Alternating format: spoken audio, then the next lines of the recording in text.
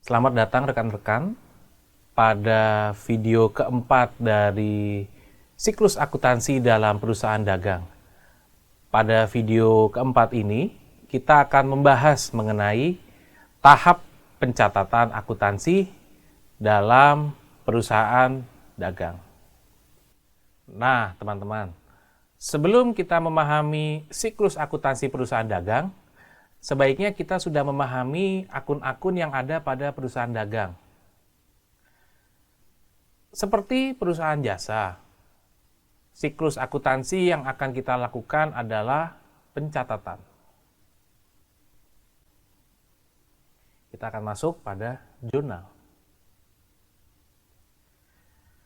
Pada perusahaan dagang, terdapat dua jenis jurnal, yaitu jurnal umum dan jurnal khusus. Untuk jurnal khusus ada beberapa jenis. Yang pertama, jurnal penerimaan kas. Yang kedua, jurnal pengeluaran kas. Yang ketiga, jurnal pembelian. Yang keempat adalah jurnal penjualan.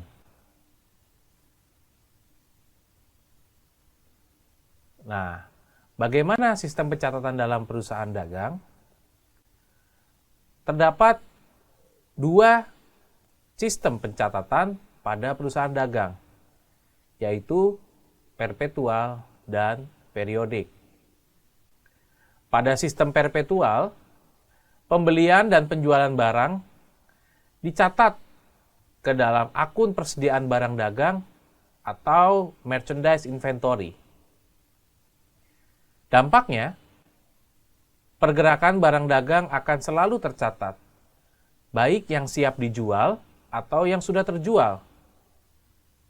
Informasi lain yang dapat diketahui antara lain harga pokok barang yang terjual dan jumlah persediaan barang pada akhir periode akuntansi. Sekarang, bagaimana dengan sistem periodik? Untuk sistem periodik, pergerakan barang dagang selama periode akuntansi tidak dicatat. Akibatnya, pada akhir periode, perusahaan akan menghitung secara fisik untuk menentukan jumlah barang dagang yang terjual dan tersisa. Karena harga pokok penjualan tidak dicatat secara berkala, maka penentuan harga pokok juga tidak dapat ditentukan dengan benar. Akibatnya, di akhir periode, kita akan membuat yang namanya jurnal penyesuaian. Sekarang kita akan masuk pada jurnal khusus yang pertama atau jurnal pembelian.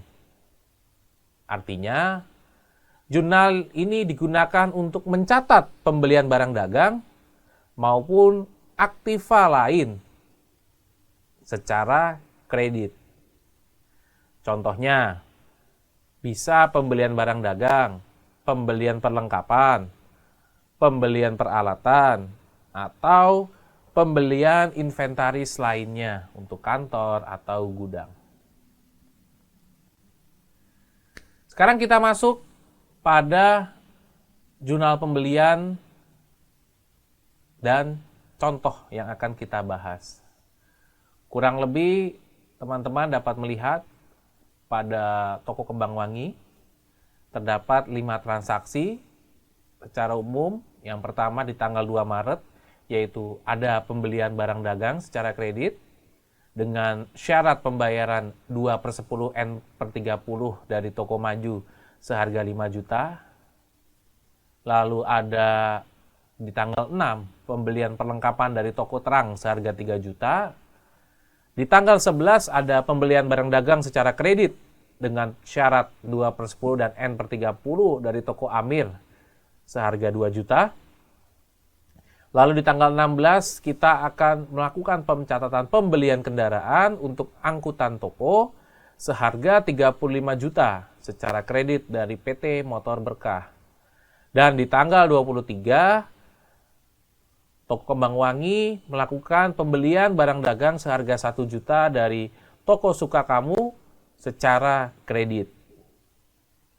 Nah, berdasarkan transaksi di atas, mari kita sama simak pencatatan transaksi di jurnal pembeliannya. Kurang lebih seperti ini teman-teman, pencatatan jurnal pembelian dari kelima transaksi yang ada sebelumnya. Saya akan menggambarkan secara umum, di mana ketika dia melakukan pembelian, ya, jika pembelian tersebut untuk barang dagang, maka di debitnya dia akan masuk pada kolom pembelian. Ya, seperti dari toko Maju, toko Amir, dan toko Suka Kamu. Namun untuk beberapa pembelian atau akun yang tidak berhubungan dengan barang dagang, dia akan masuk pada kolom serba-serbi. Seperti di tanggal 6 kita tadi melakukan pembelian dari toko terang, maka dicatat sebagai perlengkapan. Dan di tanggal 16 kita ada pembelian kendaraan bermotor, maka dicatatnya sebagai kendaraan. Jangan lupa rekan-rekan untuk menuliskan jumlahnya ke bawah dari setiap akun yang ada. Maka dari jurnal pembelian yang ada pada toko Kembang Wangi, kita dapat melihat bahwa adanya angka debit pada pembelian dengan total 8 juta, dan total debit pada akun serba-serbi sebanyak 38 juta, dan di kreditnya dia akan mencatat total kredit sebanyak 46 juta. Nah, setelah kita mempelajari cara perhitungannya dan cara penyusunannya, jurnal pembelian ternyata memiliki format yang berbeda-beda karena sistem pencatatan yang berbeda. Pada sistem perpetual, kolom pembelian dapat diganti menjadi persediaan barang dagang. Jadi, untuk mengingatkan teman-teman semua, tidak semua transaksi pembelian dicatat pada jurnal pembelian, melainkan hanya pembelian secara kredit yang dicatat pada jurnal pembelian. Lalu, usaha barang dagang biasanya tidak hanya bergantung pada satu jenis supplier, tapi mereka dapat bergantung pada lebih dari satu supplier untuk menyediakan barang dagang bagi si penjual. Sekarang kita masuk pada jurnal yang kedua, yaitu jurnal pengeluaran atau Cash Payment Journal. Ada beberapa bukti transaksi yang menjadi dasar dalam jurnal pengeluaran. Contohnya, bukti kas keluar, faktur dari pemasok atau supplier yang sudah dicap lunas, adanya cek, atau bisa juga biliet atau giro. Nah, fungsi umum dari jurnal pengeluaran adalah mencatat transaksi kas yang sifatnya untuk pembayaran dari perusahaan. Transaksi apa saja sih yang bisa dicatat pada Cash Payment Journal atau jurnal pengeluaran kas? Yang pertama, bisa pembelian barang dagang secara tunai. Yang kedua, pembayaran utang dagang. Yang ketiga adalah pembelian perlengkapan atau peralatan secara tunai.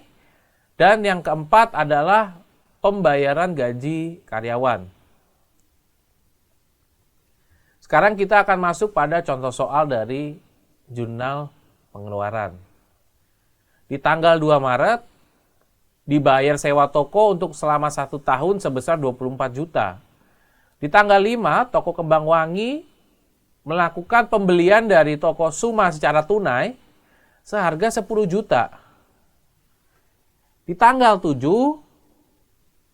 toko Kembang Wangi melakukan pembayaran atas utang pembelian barang dagang dari toko maju di soal sebelumnya ya, sebesar 5 juta rupiah dikurangi potongan sebesar 100.000. Pada tanggal 18, toko Kembang Wangi melakukan pembayaran gaji karyawan sebesar 1 juta dan di tanggal 19 dicatat pembelian barang dagang secara tunai dari toko Mulia sebesar 2,5 juta rupiah dan mendapatkan potongan tunai sebesar 20%. Maka dari transaksi di atas, mari kita sama-sama lihat bagaimana pencatatannya pada jurnal pengeluaran. Kurang lebih seperti ini teman-teman, hampir sama dengan jurnal pembelian sebelumnya. Lalu kita lihat di tanggal kedua, yaitu adanya pembayaran pada sewa toko. Jika teman-teman lihat, maka kasnya diletakkan di kredit. Artinya terjadi pembayaran melalui kas sebanyak 24 juta. Lalu untuk biaya sewanya, dia akan masuk pada akun serba-serbi. Lalu yang tanggal 5, kita akan melihat adanya pembelian tunai. Artinya, pembelian kita akan bertambah di debit sebanyak 10 juta, sementara kas kita akan berkurang dengan dicatat di kredit sebanyak 10 juta. Lalu di tanggal 7, kita ada juga pembayaran utang dagang. Tapi, karena kita mendapatkan potongan pembelian, maka di bagian kreditnya, kasnya tidak dituliskan 5 juta. Melainkan hanya 4,9 juta. Di mana 100.000 sisanya masuk sebagai potongan pembelian. Lalu di tanggal 18, ada pembayaran gaji karyawan oleh toko Kembang Wangi, di mana kasnya berkurang sebanyak 1 juta dan beban gajinya akan bertambah 1 juta. Dan terakhir,